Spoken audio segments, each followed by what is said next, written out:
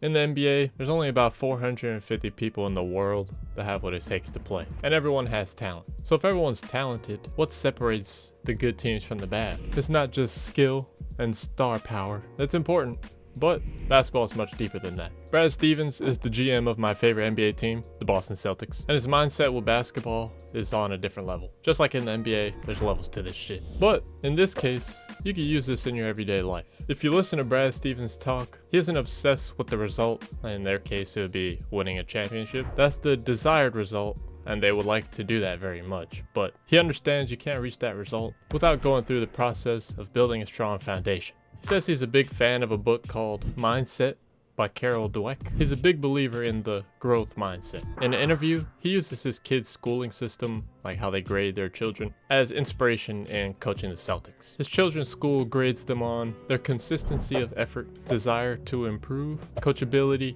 and grit. It's not awards and trophies. Awards and trophies are cool, but you can't get that if you're ass. Focus on growing, going through the process of growth, and don't take any shortcuts. Do it the right way. If you do that, the trophies will come, and if not, you'll be close to getting the trophies, and they'll come eventually. To grow, you must be tough. Toughness defined by Brad Stevens, doing the next right thing over and over in pursuit of excellence. Excellence isn't obtainable, you just keep chasing it, and that's toughness. You gotta be your best every day, and understand your human nature will try to revert back to old bad habits, but you can't. It's up to you to beat human nature and keep doing the next right thing. And if you try hard enough for long enough doing the right things, your desired result is inevitable. Just gotta give it your best. When Brad was a coach at Butler, they had a pyramid system that they would refer to. It starts at the bottom with character. Good character in the NBA, according to Brad, things he looks for in a player: if they're passionate, team first, accountable, competitive, and talented. You have to have at least some talent to make it to the NBA, so there's like a minimum required level of talent. With that, it's up to the coach and the GM to make the best of what they got. The next layer above character, you have preparation. You gotta practice intentionally and study hard, no matter what it is. Basketball, for me, video editing. You gotta keep trying to get better because other people are trying to get better, and if you're not improving, they're gonna be better than you. Then you're gonna be, what's cool about you? Nothing. You gotta always stay ready, learn, and improve no matter what, because you don't know what opportunities may come, and you gotta be ready for them. That's why staying ready is super emphasized with the Celtics. They have a stay ready group. Guys like Jordan Walsh, Baylor Shireman, Ron Harper Jr. They all had their time on the bench and in the G League or whatever. Sam Hauser, but they never complained about minutes.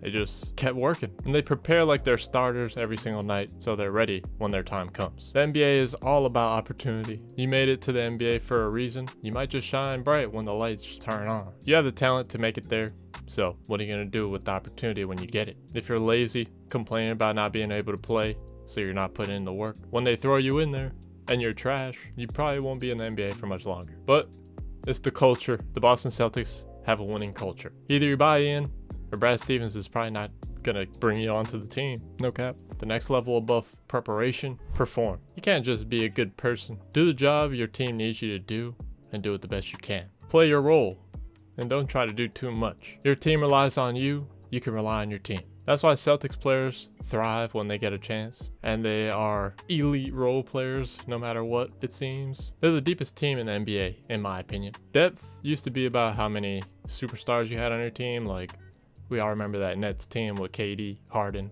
Kyrie. That's not depth anymore in the NBA.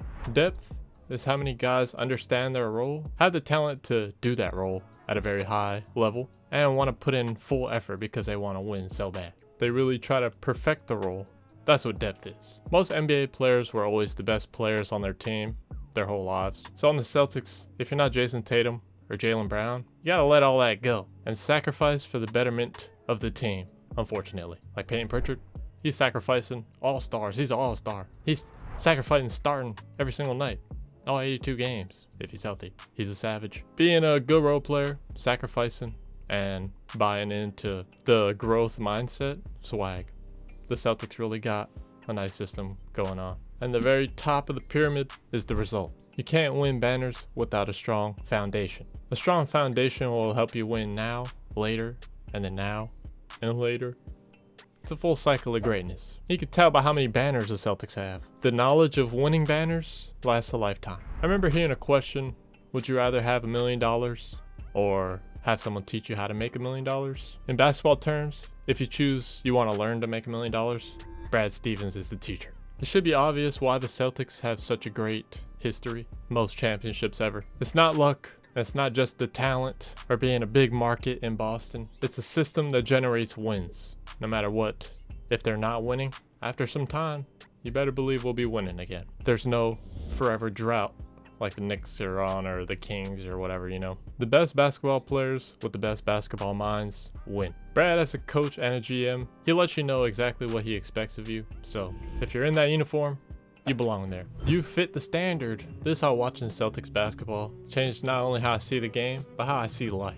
Brad Stevens coming to the Celtics only strengthened this view. I stopped judging players by points, rebounds, and assists. It's impressive, but it's only the surface level. I'm not talking about the advanced stats and all that. I don't really care about that either. I watch the decision making, effort, body language, IQ, and like off the court, like how they talk about the game, how they go about talking to other people, you know, like how are they as a person. When I hear players like go on a podcast or interview and explain their mindsets, I try to remember it. Next time I see them play, I try to like, oh, that makes sense. You know, like based on how they speak in person, how they feel about the game, how they see the game as they play. If I could see that as I watch them, pretty good stuff. But stats doesn't tell me that. I can't tell if someone's a cool guy based off of 15 points, 8 rebounds, and 1 assist. You know what I'm saying? But preparation shows in behavior and performance. For example, if you move with confidence even after a miss and you continue to shoot good shots, I love that. You trust the work you put in and understand averages. Like you're probably gonna hit eventually. If you're a bench warmer and you're always running as hard as you can, down and back, every single possession, you're giving it your all, but you're not super productive on the stat sheet. I love that as well. I know you'll keep trying your hardest, and you made it to the NBA, so obviously you have talent. So you at your best while you try your best must be fun to watch. And I appreciate effort over everything. You gained a fan out of me. I'll probably watch your next game, hoping you do good. Here's another interesting thing I heard Brad say. If you're a shit team in the NBA, slowly gaining talent through the draft, they call that rebuilding. But with a growth mindset, Brad Stevens, he says, you're starting from the bottom with young guys who have never been to the top before. So you're not rebuilding anything. It's just building. Don't settle for what other people expect of you. Don't settle for being average at something you love doing. It applies to basketball and everything in life. Like if you want a job that you love, do that shit at the highest level you can. And don't let anybody say it's not a good idea or anything like that. As a video editor, Brad Stevens kind of changed my life. And I try to take the approach of the Boston Celtics into my career and my everyday life. I create constantly, like what you're seeing now. It's all me. You gotta stay ready and build daily and capitalize on any opportunities you get. The compounding effects will be amazing eventually. Chase excellence and never expect to reach it, but you'll get closer. And that's it on my little piece about the Celtics and Brad Stevens. If you enjoyed, go ahead and leave a like on the video. I appreciate that. Consider subscribing, that'd be great. And if you made it this far in the video, you're a real one. I love you. And yeah, appreciate you for watching. My name is Mata. Peace.